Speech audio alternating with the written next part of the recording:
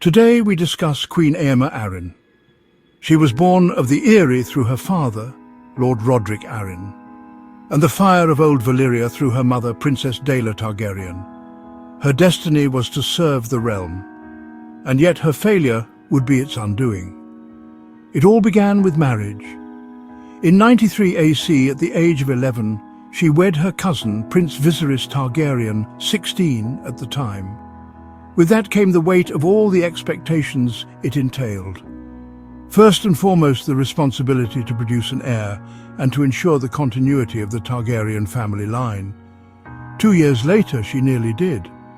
She became pregnant several times, in fact, but suffered multiple miscarriages. When she finally gave birth to a son, he died in the cradle. Many feared the girl had been married too soon and bedded too young, but after a near-endless cycle of hope and disappointment, she eventually gave birth again in 97 AC. This time to a healthy baby girl, Rhaenyra. A bright and spirited child, she was much adored. That is, until Viserys ascended the Iron Throne after the death of their grandfather in 101 AC. While their daughter was much beloved, she was not the heir the kingdom craved.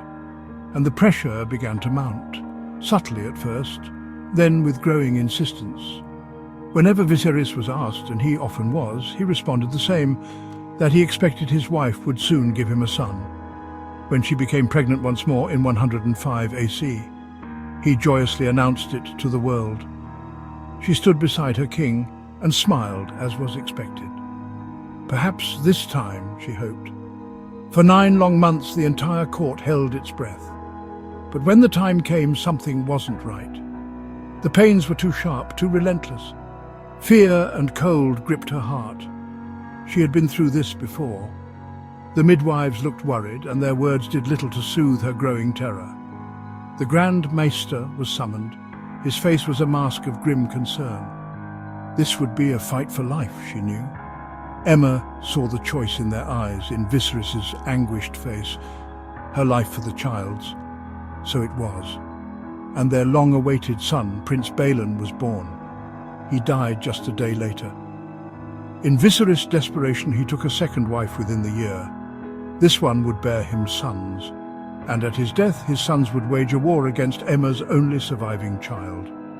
I know it is my duty to provide you an heir, and I'm sorry if I have failed you in that. I am, but I've mourned all the dead children I can, she pleaded with him long ago. Nevertheless, she tried, and failed. Her life was one of loyalty and dedication, but also as a tragic reminder that not every sacrifice is worth the cost.